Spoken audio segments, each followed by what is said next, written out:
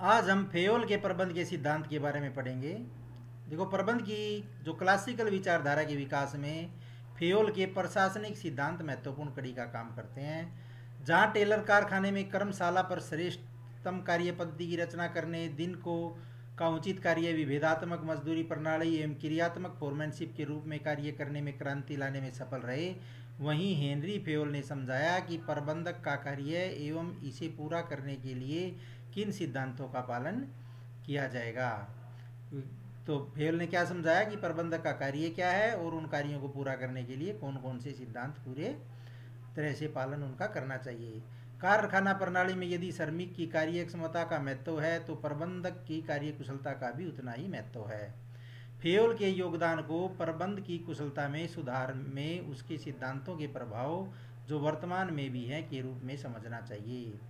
Henry Fayol 1841 में जिनका जन्म हुआ था, 1925 में मृत्यु हो गई थी, वो फ्रांसिस जो है प्रबंध सिद्धांतकार थे, जिसने श्रम वैज्ञानिक संगठन से संबंधित सिद्धांतों का 20वीं सदी के प्रारंभ में ही व्यापक प्रभाव दिया था। वह 1860 में सेंट एटेन की खनन अकादमी में खनन इंजीनियरिंग में स्नातक हुए थे और 19 वर्ष ये इंजीनियर ने खनन कंपनी में कंपेन डी कमेंट्री फोर चैम्बिन डिकेल्ज विले में कार्य किया था और वहीं पर जो है उसने इन सिद्धांतों का प्रबंध पर जो कार्य करना आरंभ किया था और 1888 से 1918 तक प्रबंध निर्देशक के पद पर ये वहाँ पर रहे।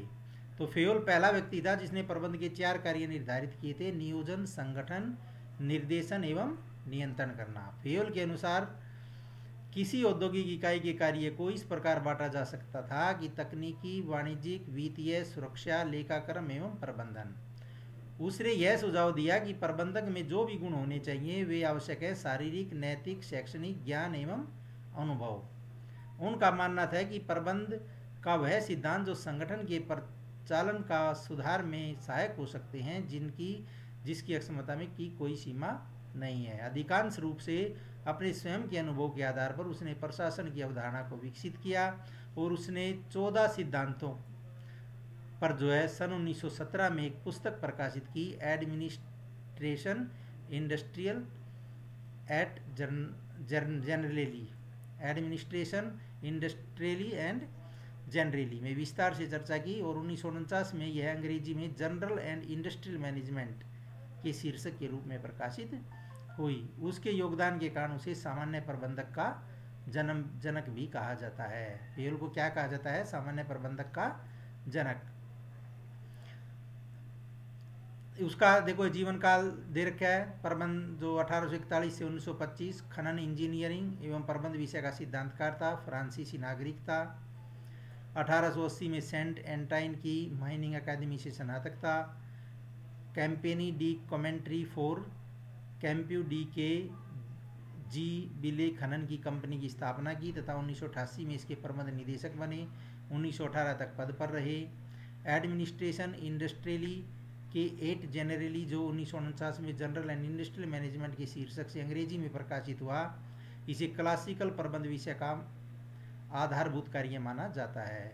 इसका मुख्यतः योगदान था 14 प्रबंध के सिद्धांत, जिन्हें प्रशासकीय प्रकृति का माना जाता है, जिसमें उच्च प्रबंध एवं दूसरे प्रबंधकों के आचरण का उच्च स्तर से नीचे स्तर की ओर दृष्टि से देखना शामिल था। तो कौन कौन से सिद्धांत इसने दिए? कार्य विभाजन।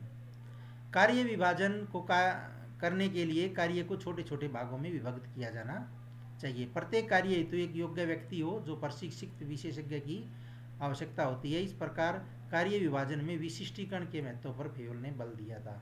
उनके अनुसार कार्य विभाजन का उद्देश्य एक बार के परिश्रम से अधिक उत्पादन एवं श्रेष्ठ कार्य करना है। विशिष्टीकरण मानव शक्ति के उपयोग करने का कुशलतम तरीका है।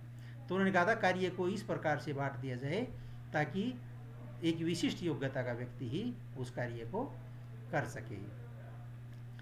कर्मचारी जो है वो उत्पादन को अधिक प्रभावी ढंग से कुशलता से तभी कर पाता है जब कार्य उसकी योग्यता के अनुसार उसे मिले। उत्पादन में मानव संसाधन विकास, प्रत्येक में कार्य करने के लिए विशेषज्ञ होते हैं, जैसे वित्त विभाग, विपणन विभाग, जो मिलकर कंपनी के उत्पादन एवं विक्रय के लक्ष्य को प्राप्त करते हैं। उन्होंने कहा था कि कार्य विभाजन का सिद्धांत सभी क्रियाओं में, चाहे वह प्रबंधकीय हो, तकनीकी हो, समान रूप से लागू किया जाना चाहिए। अधिकार एवं उत्तरदायित्व। अब जिस व्यक्ति को कार्य विभाजित करोगे, कार्य दोगे, उसको उस कार्य करने के लिए कुछ अधिकार भी चाहिए और उसकी कुछ जिम्मेदारी भी चाहिए। इसलिए फेयोल ने कहा था कि अधिकार आदेश देने एवं आज्ञा पालन कराने का अधिकार है, जबकि उत्तरदायित्व अधिकार का उप सिद्धांत है। यानी कि व्यक्ति को जो अधिकार दिए जाएंगे उनको किस सीमा तक वो प्रयोग कर सकता है और किस सीमा तक किसके प्रति वो उत्तरदायी होगा। अधिकार औपचारिक और अनौपचारिक दोनों प्रकार का होता है। प्रबंधक को अधिकार और उसके समान उत्तरदायित्व की आवश्यकता होती है। जरूरत से ज़्यादा अधिकार भी नहीं देने चाहिए, नहीं तो उसका दुरुपयोग करेगा, और उसके उत्तरदायित्व भी ज़रूरत के अनुसार होने चाहिए। कम से कम इतने अधिकार जरूर दिए जाने चाहिए कि वो अपने उत्तरदायित्व को आसानी से पूरा कर सके। अधिकार कम भी नहीं होने चाहिए और ज़्यादा भी नहीं होने चाहिए। तो इस प्रकार से अधिकार और दायित्व में जो है समन्वय स्थापित किया जाना चाहिए। अनुशासन से अभिप्राय है संगठन के कार्यों को करने के लिए आवश्यक नियम एवं नौकरी की शर्तों के पालन करना। फेल के अनुसार अनुशासन के लिए प्रत्येक स्तर पर अच्छे पर्यवेक्षक, स्पष्ट एवं संतोषजनक समझौते एवं दंड के न्यायोचित विधान की आवश्यकता होती है। यानी कि प्रत्येक श्रमिक को अनुशासन में रहना पड़ेगा, बिना या प्रत्येक कर्मचारी को जो है हर प्रकार के अनुशासन का पालन करना पड़ेगा। यहाँ अनुशासन का अर्थ है कि श्रमिकों एवं प्रबंधक दोनों ही को अपने अपने वायदों को एक दूसरे के प्रति किसी भी प्रकार के द्वेष भाव के बिना पूरा करेंगे। आदेश की एकता, ये महत्वपूर्ण सिद्धांत है। फेयोल ने कहा था कि प्रत्येक कर्मचारी को केवल एक ही अधिकारी से आदेश मिलना चाहिए। यदि कोई कर्मचारी एक समय में 2 अधिकारी से आदेश लेता है तो इसे आदेश की एकता के सिद्धांत का उल्लंघन माना जाएगा और वो किसी के भी आदेश को पूरा नहीं कर पाएगा। इसलिए उसे सिर्फ एक ही अधिकारी के प्रति उत्तरदायी माना जाना चाहिए। इसलिए यदि एक से ज़्यादा अधिकारी जो उसको आदेश देंगे तो अनुशासन पर भी संकट आ जाता है, क्योंकि एक के आदेश का पालन होगा, दूसरे के आदेश का पालन नहीं होगा। यह फेयोल के सिद्धांतों से मेल खाता है कि इससे जो कार्य कराना है उसके संबंध में किसी प्रकार की भ्रांति नहीं रहेगी, कि एक व्यक्ति आदेश देगा तो उसे कोई भ्रांति नहीं रहेगी। अगर एक से ज़्यादा व्यक्ति आदेश देंगे तो एक कुछ आदेश देता है, दूसरा कुछ और आदेश देगा, जिससे कि उसे कार्य के प्रति भ्रांति भी रहेगी।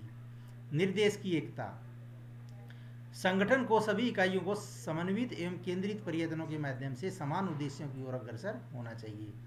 निर्देश की एकता का मतलब ये होता है कि जैसे आदेश की एकता में तो एक व्यक्ति जो एक श्रमिक एक ही अधिकारी से आदेश प्राप्त करेगा, और निर्देश की एकता में एक समान की क्रियाओं जितनी भी एक समान गतिविधियां हैं उनका एक समूह बना दिया जाए और वे किसी एक ही अध्यक्ष के नियंत्रण में कार्य करें। यानी गतिविधियों के प्रत्येक समूह जिनके उद्देश्य समान हों उनका एक ही अध्यक्ष और एक ही योजना होनी चाहिए।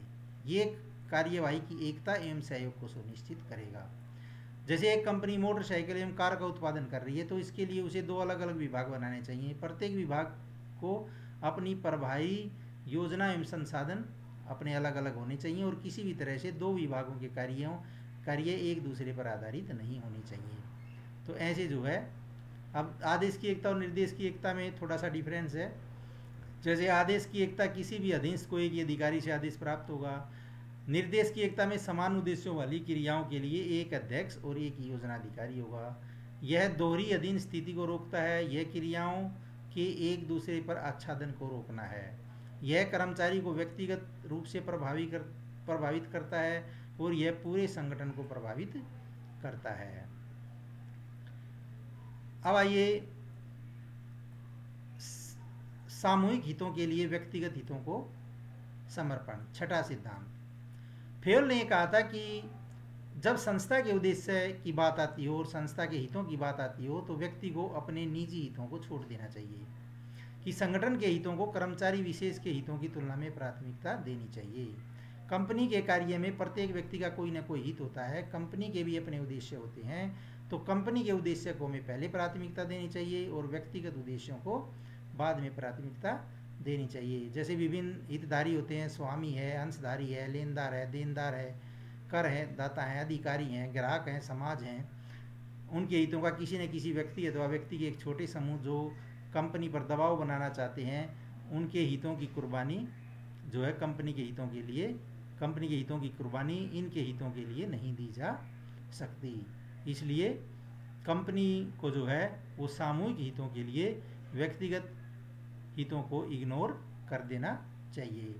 कर्मचारियों को प्रतिफल, कुल प्रतिफल एवं क्षतिपूर्ति कर्मचारी एवं संगठन दोनों के लिए संतोषजनक होना चाहिए। यानी कर्मचारी को इतनी मजदूरी जरूर मिलनी चाहिए कि कम से कम उसका जीवन स्तर ठीक रह सके, लेकिन साथ ही यह कंपनी की भुगतान करने की क्षमताओं के ऊपर भी जो है ध्यान देना चाहिए। कंपनी को अपनी क्षमताओं की सीमा जो है उनसे ज़्यादा जो है प्रतिफल देना न्यायोचित नहीं होगा। इससे अनुकूल वातावरण बनेगा। यदि वो अपने अनुसार देंगे तो एक कर्मचारी तथा प्रबंधक के बीच संबंध भी मधुर होंगे। केंद्रीयकरण एवं विकेंद्रीयकरण, निर्णय लेने का अधिकार यह यदि केंद्रित है तो इसे केंद्रीयकरण कहेंगे, और जबकि अधिकार यदि एक से अधिक व्यक्तियों को सौंप दिया जाए तो उसे विकेंद्रीयकरण कहेंगे। फेयोल के शब्दों में अधीनस्थों का विकेंद्रीकरण के माध्यम से अंतिम अधिकारों को अपने पास रखने का में संतुलन बनाए रखने की आवश्यकता है। यानी अधिकार हम दूसरे कर्मचारियों को भी दे सकते हैं, लेकिन अंतिम अधिकार ऊपर वाले अधिकारियों के पास ही केंद्रित होने चाहिए। सामान्यतः बड़े संगठनों में छोटे संगठनों की तुलना में अधिक विकेंद्रीकरण होता है और छोटे संगठनों में केंद्रीकरण ज़्यादा पाया जाता है। नंबर 9, सोपान श्रृंखला। किसी भी संगठन में उच्च अधिकारी एवं अधीनस्थ कर्मचारी होते हैं। उच्चतम पद से निम्नतम पद तक की औपचारिक अधिरेखा को सोपान श्रृंखला कहते हैं। फेयोल के शब्दों में संगठनों में अधिकार एवं संप्रेषण की श्रृंखला होनी चाहिए जो ऊपर से नीचे तक हो तथा उसी के क्रम अनुसार जो है प्रबंधक एवं अधीनस्थ होने चाहिए।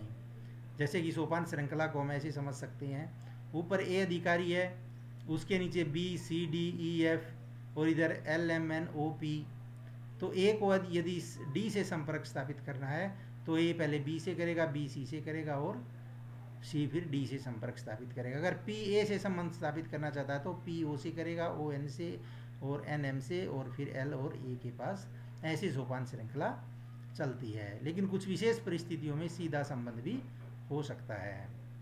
तो फेयोल के अनुसार औपचारिक संप्रेषण में सामान्यतः इस श्रृंखला का उल्लंघन नहीं होना चाहिए। यदि कोई आकस्मिक स्थिति है तो सीधे संबंध स्थापित किया जा सकता है। इसका प्रावधान इसलिए किया गया कि संप्रेषण में देरी ना हो। व्यवहार में आप देखते हैं कि कंपनी में कोई भी श्रमिक सीधा मुख्य कार्यकारी अधिकारी से संपर्क नहीं कर सकता। यदि उसे आवश्यकता है भी तभी औपचारिक स्तर अर्थात फोरमैन, अधीक्षक, प्रबंधक, निदेशक आदि को विषय से संबंधित ज्ञान होना चाहिए। केवल आकस्मिक परिस्थितियों में ये एक श्रमिक मुख्य कार्यकारी अधिकारी से संपर्क कर सकता है। व्यवस्था, व्यवस्था का मतलब है अधिकतम कार्यकुशलता के लिए लोग एवं समान उचित समय एवं उचित स्थान पर होना चाहिए। व्यवस्था का मतलब सही है कि भी प्रत्येक व्यक्ति के लिए एक निश्चित स्थान होना चाहिए और प्रत्येक व्यक्ति वस्तु अपने निश्चित स्थान पर होनी चाहिए। यानी प्रत्येक चीज़ या व्यक्ति के लिए एक स्थान तथा प्रत्येक चीज़ अपने स्थान पर होनी चाहिए। इसे ही व्यवस्था कहते हैं, ताकि आवश्यकता पड़ने पर वो व्यक्ति या वो वस्तु जो है अपने निश्चित स्थान पर मिल जाए। इससे उत्पादन और क्षमता दोनों में वृद्धि होती है। नंबर 11, समता। फेयोल के शब्दों में सभी कर्मचारियों के प्रति निष्पक्षता को सुनिश्चित करने के लिए सद्बुद्धि और अनुभव की आवश्यकता होती है। इन कर्मचारियों के साथ जितना संभव हो उसके निष्पक्ष व्यवहार करना चाहिए। प्रबंधकों के श्रमिकों के प्रति व्यवहार में यह सिद्धांत दया भाव एवं न्याय पर जोर देता है। फेयोल यदा कदा ही बल प्रयोग को अनियमित नहीं मानता, बल्कि उनका कहना है कि सुस्त व्यक्तियों के साथ सख्ती से व्यवहार भी करना चाहिए, जिससे कि प्रत्येक व्यक्ति को संदेश पहुंचे कि प्रबंध की निगाहों में प्रत्येक व्यक्ति बराबर है। किसी भी व्यक्ति के साथ लिंग, धर्म, भाषा, जाति, विश्वास, राष्ट्रीयता आदि के आधार पर भेदभाव नहीं करना चाहिए। और व्यवहार में हम अवलोकन करते हैं कि आजकल बहुराष्ट्रीय कंपनियों में विभिन्न राष्ट्रीयता के लोग भेदभाव रहित काम करते हैं। तभी हम पाते हैं कि जो है संस्था में जो है या कंपनी में अच्छे संबंध बने रहते हैं और सभी कर्मचारी जो है वो संस्था की भलाई के लिए काम करते हैं। कर्मचारियों की उपयुक्तता। फेयोल के अनुसार संगठन की कार्यकुशलता को बनाए रखने के लिए कर्मचारियों की आवृत्ति को न्यूनतम किया जाना चाहिए। यानी कर्मचारी बार बार छोड़कर ना जाएं। कर्मचारियों को चयन एवं नियुक्ति उचित एवं कठोर प्रक्रिया के द्वारा की जानी चाहिए, लेकिन चयन होने के पश्चात उन्हें न्यूनतम निर्धारित अवधि के लिए अपने पद पर बनाए रखना चाहिए। उनका कार्यकाल स्थिर होना चाहिए, उन्हें परिणाम दिखाने के लिए उपयुक्त समय दिया जाना चाहिए। इस संदर्भ में किसी भी प्रकार की तदर्थता कर्मचारियों में अस्थिरता की भावना पैदा करती है। यानी किसी कर्मचारी को हम एडहोक, तदर्थ या कच्चे बेस पर नहीं रख सकते कि आपको कच्चा रखा गया है। भर्ती, चयन एवं प्रशिक्षण लागत ऊंची होगी उससे, इसलिए कर्मचारियों के कार्यकाल को की स्थिरता व्यवसाय के लिए अच्छी होती है। पहल क्षमता। फेयोल का मानना है कि कर्मचारियों को सुधार के लिए अपनी योजनाओं के विकास और उनको लागू करने के लिए प्रोत्साहित करना चाहिए। पहल क्षमता का अर्थ है कि स्वयं अभिप्रेरणा की दिशा में पहला कदम उठाना, कि कर्मचारी में ये भय नहीं होना चाहिए कि मैं पहला कदम उठाऊंगा तो कोई गलती हो जाएगी तो मुझे दंडित किया जाएगा। उसको अंदर ऐसी भावना भरनी चाहिए कि तुम पहल करो।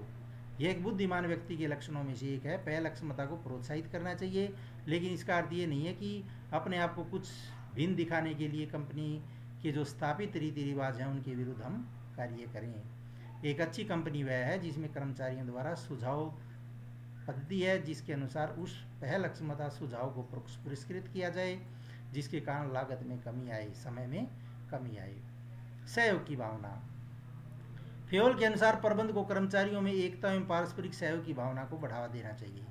प्रबंध के सामूहिक कार्य को बढ़ावा देना चाहिए, विशेष रूप से बड़े संगठनों में, क्योंकि ऐसा न होने के पर जो उद्देश्य प्राप्त करना कठिन हो जाता है। समन्वय की भी हानि होती है। सहयोग की भावना के पोषण के लिए प्रबंधक को कर्मचारियों से पूरी बातचीत में मैं के स्थान पर हम शब्द का प्रयोग करना चाहिए, ताकि उससे अपनेपन का भाव आए। अब उपरोक्त चर्चा स्पष्ट है कि प्रबंध के जो 14 सिद्धांत हैं वो प्रबंध की समस्याओं पर विस्तृत रूप से लागू होते हैं। आज इनका प्रबंध की सोच पर गहरा प्रभाव पड़ा है, लेकिन जिस बदले हुए पर्यावरण में आज व्यवसाय किया जा रहा है उससे इन सिद्धांतों की व्याख्या भी बदल गई है। उदाहरण के लिए, अब तक अधिकार एवं दायित्व का अर्थ प्रबंधकों को शक्ति प्रदान करना था, लेकिन आज हम फेयोल के सिद्धांत के वर्तमान गुणार्थ को समझने की स्थिति में है, जो कि 7 के जो है जोग्य में जो है फेयोल ने अच्छी तरह से समझाए थे। तो ये जो है थोड़ा सा फेयोल और टेलर में भी डिफरेंस है। जैसे हमने पिछली वीडियो में टेलर के बारे में पढ़ा था कि टेलर और हेनरी फेयोल के योगदान में क्या डिफरेंस हम कर सकते हैं। तो हेनरी फेयोल जो है प्रबंध के उच्च स्तर पर ज़्यादा सुझाव इसने दिए थे, उच्चतम स्तर पर, लेकिन टेलर ने कारखाना स्तर पर। टेलर जो आदेश की एकता का कट्टर समर्थक था, वो कहता था आदेश की एकता का कट्टरता से पालन होना चाहिए, जबकि टेलर ने फेयोल जो है आदेश की एकता का कट्टर पक्षधर था, लेकिन टेलर ने जो है इसे महत्वपूर्ण नहीं माना था। उसने कार्यात्मक फोरमैनशिप में एक श्रमिक 8 विशेषज्ञों से आदेश प्राप्त कर सकता है। फेयोल ने सार्वभौमिक उपयुक्तता के सिद्धांत के आधार पर जो है इतने सिद्धांतों का जो है योगदान दिया था और वे सार्वभौमिक रूप से उपयुक्त थे। टेलर ने कुछ विशिष्ट परिस्थितियों या विशिष्ट स्थितियों में ही अपने सिद्धांतों को उपयुक्त माना था। फेयोल व्यक्तिगत अनुभव और परीक्षण पर ज़्यादा जोर देते हैं, जबकि टेलर अवलोकन पर ज़्यादा ध्यान देते हैं। फेयोल कुल प्रशासन में सुधार लाना फेयोल का मेन उद्देश्य था, टेलर का उद्देश्य था उत्पादन में वृद्धि करना। फेयोल क्रियान्वयन पर ज़्यादा महत्व देते हैं और टेलर वैज्ञानिक शब्द पर ज़्यादा महत्व देते हैं। फेयोल प्रशासन के सामान्य प्रबंध की तरफ ज़्यादा ध्यान देते हैं और टेलर जो है वो वैज्ञानिक प्रबंध की तरफ ज़्यादा ध्यान देते हैं। तो ये थोड़ा सा डिफरेंस है, और इसमें आप डेट ऑफ बर्थ वगैरह भी लिख सकते हो, या दोनों कौन कौन से देश से संबंधित थे वो भी लिख सकते हो। तो ये जो है थोड़ा सा डिफरेंस आप कर सकते हो। तो उम्मीद है दोस्तों आपको हमारा वीडियो काफ़ी पसंद आया होगा, इसलिए हमारे चैनल को शेयर, सब्सक्राइब और लाइक कीजिए, ताकि आगे आने वाली नई वीडियोज़ की नोटिफिकेशन समय समय पर आपको मिलती रहे। धन्यवाद।